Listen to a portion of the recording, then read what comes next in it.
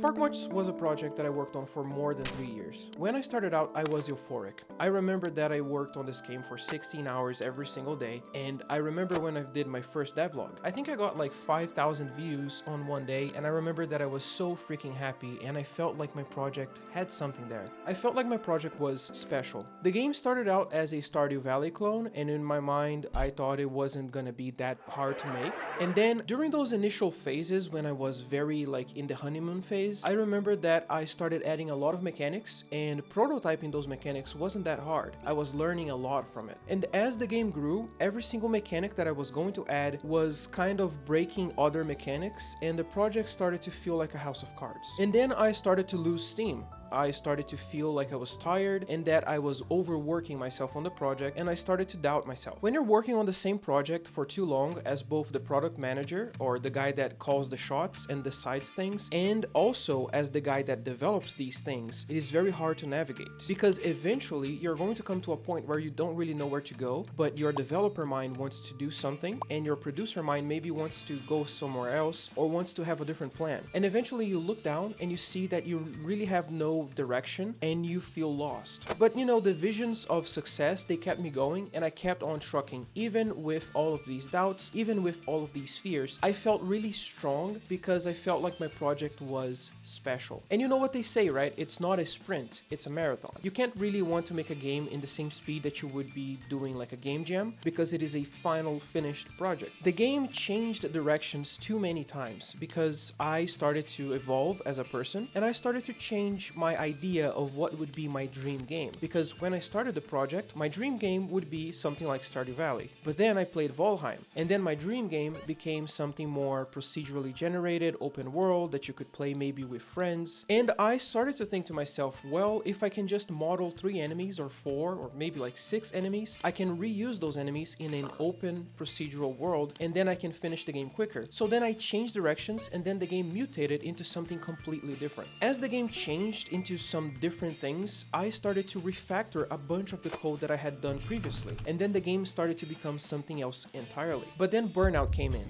and then I started to doubt everything I was doing, and at the same time I wanted to do everything. Burnout in my life was something extremely weird because I felt really confused. I felt like I had one plan in the morning, and then my plan completely changed in the afternoon, and I started to feel depressed. This game that was supposed to be my dream game became my worst nightmare, and I remember that I felt the weight of the world on my shoulders. I started to feel like all of the people that were coming into my channel, they had expectations for me, and it also made you guys believe on that project, on that like monstrosity of a final vision, and I wasn't gonna be able to deliver on that. And all of that passion that I was putting in on the project was supposed to be for something, right? How could it not be a hit if I spent like 8 years working on something? Well, if the game ever came out, it would most likely be a flop. The game had no cohesive idea, and I even sent my game to a couple of publishers. They all said no, and even like Epic Mega Grants, they said no. And now I kind of understand why they said no, because I'm just one guy working on a project that has way too big of a scope, and a project that doesn't have a clear final vision. And then from all of that noise, all of that craziness that I was going through with burnout, came in Defender Bros.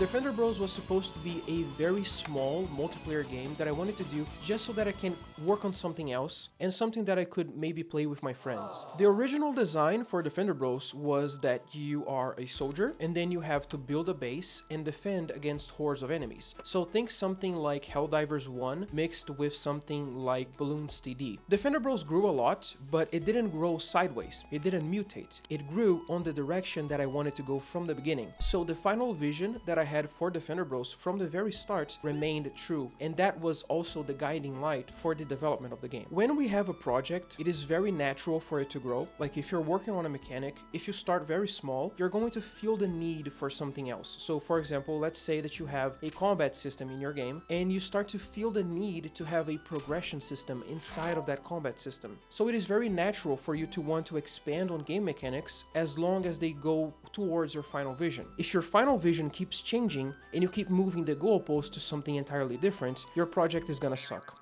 Plain and simple. So Defender Bros launched, and the launch day was amazing. My family did a party because after like 6 years of making games, I finally released something, and I learned a lot with that release. I also made some very important contacts like Peterson, which is a marketing guy that basically sends emails to thousands of people, and he became my publisher. I also started working more closely with Alessio, which is the guy that is making the music and the soundtracks for my current game, but more on that later. And with that, I also got humbled, because when you release a game and you go into the real world, you start to see that you're not that special. That entire notion that we are special and that our game is going to be a hit no matter what because we love it so much is entirely fictional. It doesn't really exist. The only thing that dictates if your game is going to be a success or not is if you have a good idea and you execute that idea well on the right time. And making modular game mechanics is entirely different than actually packaging that into a final project. So I kind of imagine this as you have a big wall, which is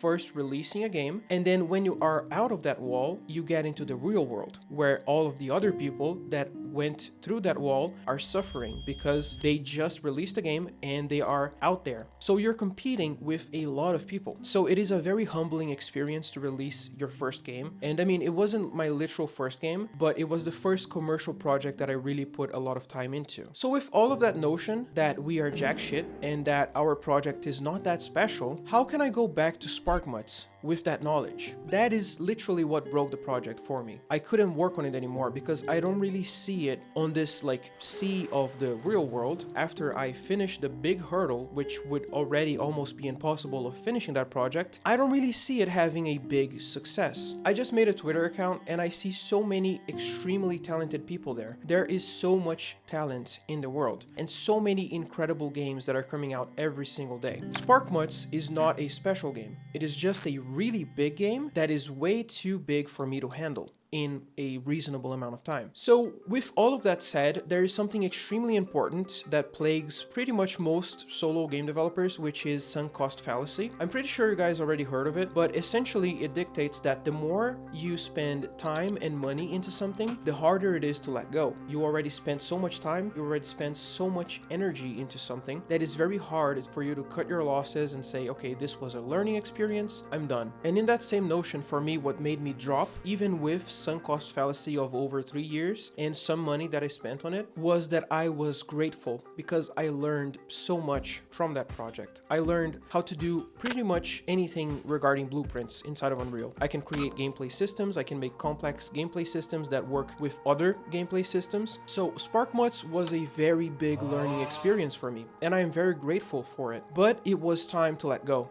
And then I just stopped working on the project altogether. And I even stopped working on this channel for a while. Nowadays, with more experience, I think that the whole concept of a dream game is just kind of stupid. We grow as humans and we change all the time. So the concept of a dream game is just something extremely weird because the dream game always changes. If I play a different game that changes my views on what makes a great game, I'm also going to change my view of what my dream game is. So if you're making a dream game and it is something that it takes you more than 1 year to work on, it's gonna change. Like the design is gonna change, your ideas are gonna change. So I don't really believe in the concept of making a dream game. I think it's just a word that sells, that people say to get views nowadays. I can just think this is a game that I would enjoy playing and a game that I am enjoying the creation process of it. People say that you often should start small when you're making games, and I do agree with that. I think when you're making a game, the biggest thing that you should consider is your time budget, because we don't have unlimited time on this earth. We're gonna die someday. So this time budget needs to be the biggest factor when you're creating your scope, especially if you are a solo developer. Solo game development is extremely challenging, and it is one of the most challenging fields you can do ever, because you need to do sound, you need to do a bunch of other stuff. Like, I don't need to do sound and music, but I still need to do animation, modeling, rigging, all of the programming for the game, HUD and UI stuff. There is so many different hats that I gotta wear that it takes a really long time to finish a game. And people also say that if you plan on finishing a project in 1 year,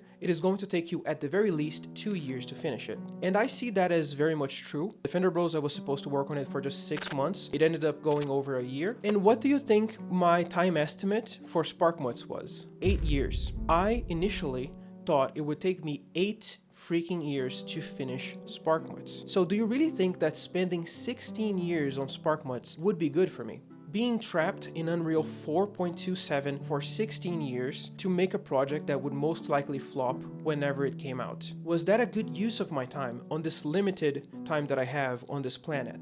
I don't think so. So just making smaller games doesn't mean that I'm going to make worse games. It just means that I'm going to finish something instead of just giving up after 3 years. So after Defender Bros, I started having a lot of fun making some retro models. So basically PS1 era kind of models in Blender using the Blender stamp tool. And that was extremely fun for me. Just taking a picture of a brick wall when I'm out in a walk and then turning that brick wall into a 3D model is so satisfying to me, and I really love doing that. And then with the whole like Unreal 5 Lumen being extremely performance costly, it kind of made me want to go on the opposite direction. So I started wanting to make some retro games. I don't want to stop using Unreal Engine because I really love the workflows and blueprints and everything. So I decided to do the craziest thing, which is making PS1 games in Unreal Engine 5, which is kind of counterintuitive, but I really like it. So the first thing that I did with all of this idea of making retro models was to make a little town, kind of like a small map that I could sell on the marketplace. So I made this map for a Brazilian favela. After I made that map, I started to have some ideas to turn that into a game. And I started having a lot of inspiration from Half-Life 1 and Silent Hill 2. So I decided to combine these two into a game. This game is called Comatose. And it is a game that I had a very clear final vision of what I wanted ever since I started working on it. And I am very proud to say that every single thing that I imagined in my head is on this game. And I don't know if that comes from experience developing games, but every single thing that I planned came out exactly how I planned it. Even the gameplay systems, the inventory, everything. I'm gonna talk a lot more about this game in the future, but you can already wishlist it on Steam. I plan to release this year or at the very latest the start of next year. I am extremely happy right now working on Comatose because I really believe on this project. I don't think it's going to revolutionize something or that I'm going to be the next Notch, of course not, but I do have a very sober plan in marketing. I have a game that I think really is gonna work well when it's finished, and I would really enjoy playing that game, so that's enough for me. It doesn't need to be my dream game of all time. If I hadn't given up on Sparkmuts, I wasn't gonna be this happy right now. And honestly, in fact, if I hadn't given up on Sparkmuts, I would have probably just gave up making games entirely, because I was actually feeling like giving up on just making games in general before I gave up on Sparkmuts. I kind of view sunk cost fallacy as having a necrotic limb, almost like you, I don't know, you injured your limb and it became necrotic. If you don't cut it out, you're gonna die because it's going to take over your entire body. So just don't be afraid to start over. If you're feeling like the project is dragging you down and you feel like the project is way too bloated and it's not going to work, do not be afraid to start over with the experience that you have from the project right now. And remember to always factor in your scope. I'm gonna have a lot more videos in the future talking more about Comatose, so subscribe to the channel if you want to see more. Thank you so much for watching, and I'm sorry if you were waiting for Sparkmuts and you were disappointed. I hope you understand.